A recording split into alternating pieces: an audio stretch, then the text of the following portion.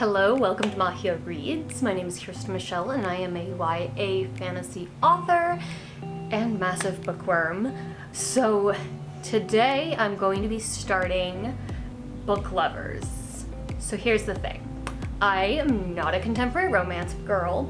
I don't mind romance, but I tend to like fantasy romance, like vampires and even fae. That's a big one, I know. But I asked Instagram if I was gonna read an Emily Henry book, what should I start with? Book Lovers 1. So, trusting Instagram. We'll see how this goes. I am not going to probably hold back on spoilers as I'm reading, so I'm gonna give you an overview of, at the end, what I ended up thinking of the book, spoiler free, and I am probably gonna spoil something at some point while I'm reading it. So let's get into it. Hi, Oliver. I wanna be in the video.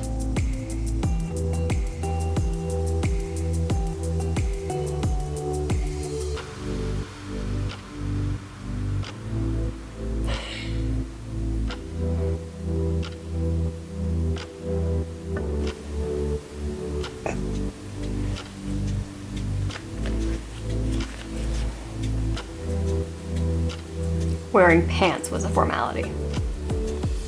A+ line. So far I can totally see why people love Emily Henry.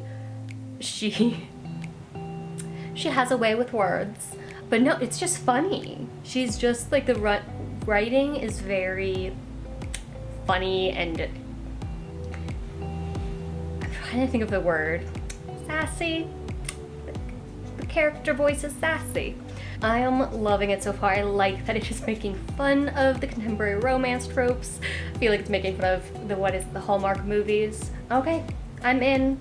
I'm excited to see where this goes. I am totally here for that. This line, oh my gosh. I've never seen you cry. You're welcome. Hell yeah. Okay, so I am 40% done with Book Lovers. I'm not gonna say my thoughts yet. I'm going to get to 50%, see where we're at, and then kind of talk about my thoughts so far. So yeah, I guess that's all I'm gonna say for now.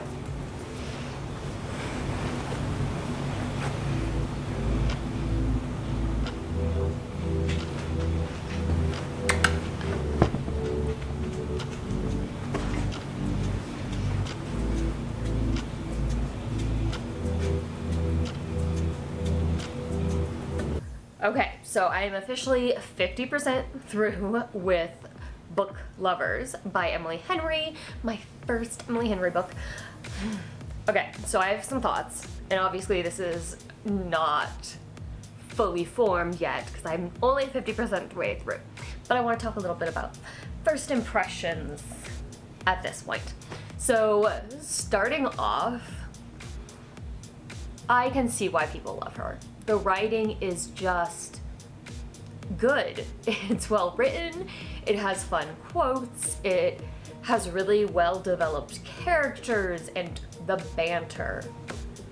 I think that is like my favorite part of the book so far. I mean, and it is part of the romance, but the banter between them is just so well done. I love banter. It's one of the reasons I love Enemies to Lovers, because I love banter. I really appreciate very, very well written banter back and forth and really good characters. You can tell that, and this is, you know, my author coming out, but you can tell the setup for the character arc that's coming in terms of, I'm blanking on the main character's name. I want to say Nadine Winters. Her name's not Nadine. Nora. I should remember that. So Nora, you can tell the setup for Nora's arc in terms of her kind of, I mean, becoming less Nadine Winters, but also accepting, I think, who she is. I'm making assumptions here, but I think because she has a lot of conflict of like, I'm not allowed to be this cold-hearted, tall business woman, And Charlie seems to really emphasize, like, that's who you are and that's okay. It's okay to be a New York City girl who wants to stay in New York City and doesn't want to move into a cabin in the woods and marry a lumberjack. So I appreciate that. And I also, some stuff it sounds like around just her ability to maybe sit with emotions. I appreciate that as a therapist, the perception of like how she handled her mother's death and the grief and kind of becoming her sister's caretaker. I think that we get little snippets of it, but I feel like that is really well done and very well developed. So once again, I really understand why people love these books. In terms of, I don't know if negative's the right term, because it's not like, oh, I don't like anything specific, but I'm just caught up in this thing of like, so the storyline is the relationship, and they obviously are already going back and forth, and it's just like, well, I can't date you because I can't be distracted. So there's a little bit of that, and I get it, but also like, that's it. That's the reason you're not dating. Okay. And you know they're gonna get together because it's a romance. Like, you always know they're gonna get together. Unless they're not. That actually might surprise me. Point being, you know they're gonna get together. You know at the end of the second act with the big climax, I'm expecting a breakup or miscommunication. Yeah, I'm worried. I'm worried. Maybe Emily Henry will surprise me. There's a reason I'm reading this book. I'm reading her because I know people love her, and I know a lot of people don't like the third act breakup, miscommunication trope stuff. So I'm just worried of like, where is this going to go? Because once again, the story, the plot is revolving around whether or not they're gonna date, what that means. So I'm assuming the big blow up in that end of the second act is gonna have to do with that. And usually that means a breakup or a miscommunication. So we'll see. So maybe I'll be proved wrong. I think that's the only thoughts I have for now. So yeah, I am going to finish the second half of the book. But so far, I do think, especially like depending on how the rest of the book plays out, if I'm looking for a nice book to read when I'm on a trip and I know I'm not gonna have like time to really focus, especially like audiobooks, because fantasy books on audiobook take me a little bit to get into and understand what's happening, I think I might pick up some other Emily Henry books because I can understand, like, there is a very just easy read to them. And like I said, I do love the writing and the character development, so, you know, maybe I'm converted a little bit. We'll see.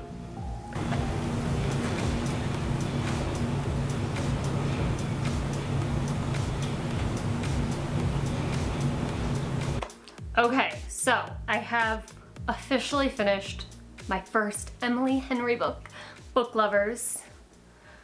So I'm gonna make some people angry. Here's the thing. I thought it was a really good book. It's well written. I can see why people love Emily Henry. I have read a handful of contemporary romance books, and I think by far her writing style, the quotes she has, the characters, the development between like the sisters, all of that is just very well done. You can tell like she is a very good author. For what it was 5 stars. I don't know that these books are for me. I feel like even as I was reading it, I was like, I think this is like peak contemporary romance book. And I was still kind of like, it's fine. So yes, did it change my mind on contemporary romance? Not really. I think it's just not my genre, but I think it's really well written. I would definitely recommend her books to people who like contemporary romance, and I get why she is so raved about. So I don't know if these are really gonna be spoilers, but I'm gonna talk about specifics. So spoiler warning. I think partway through in the reading vlog, I mentioned, like, I'm not looking forward to third act break up because the tension and the romance starts so quickly in the book that you're like, well, obviously things aren't gonna go smoothly. That's the point of a book, so I'm not looking forward to them breaking up or whatever's gonna happen, or they're like, oh, I can't date you because I've decided. I was pleasantly surprised. There was no third act breakup. I felt like I can't date you because I'm moving away from the city and that's where you belong, actually was like, okay, I'm okay with that. So I was pleasantly surprised by kind of the tension. I also really liked, this sounds dark, I liked that the sister ended up in the hospital. No, but I liked that the third act tension, some of the drama of the third act had nothing to do with the relationship, but actually to do with job stuff and then the sister's health and things going on with sister. I totally called it that sister was moving to small town. I was like, Yes, I once again was pleasantly surprised. Really, like, it was a good book. I just think, like, there weren't enough swords and magic. Like, what? I don't get it.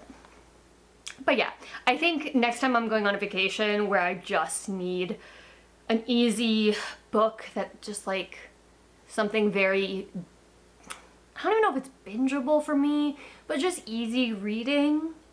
If I have the urge to read another contemporary romance, I think I would probably go to Emily Henry. I know the other one that people talk about a lot is Beach Read. I think another one is Happy Place, but I've heard some things about what happens in Happy Place that does not make me want to read Happy Place, because I think in terms of, like, some of the tropes in it, it's one of the reasons I'm not a contemporary romance fan, is some of those tropes. I don't think it changed my mind, but I enjoyed it. I loved the characters being in the editing world. As an indie published author, it was really interesting to hear about that whole side of things and some of the stuff that goes on. Like, I wish I had a team editing my books and helping me with ideas and brainstorming. But I can also understand why it takes so long to publish that way. But yeah, once again, I enjoyed the book. I don't regret reading it. Like, if I were to give it a rating, it would be 5-star because I think it is a very good book for what it is. It's just not going to be the kind of book that I pick up for fun unless I'm in a really weird mood. I mean, I immediately went from that to, like, my horror, thriller, and fantasy book binge, so I just, you know, there needs to be some more blood, guts, and gore, and swords. But yeah, if you like this video, if I am curious your thoughts as people who maybe are contemporary romance fans, or if you're also not a contemporary romance fan, talk to me in the comments. I would love to hear from other people who don't understand the genre. But yeah, like, subscribe, and we'll see you next time.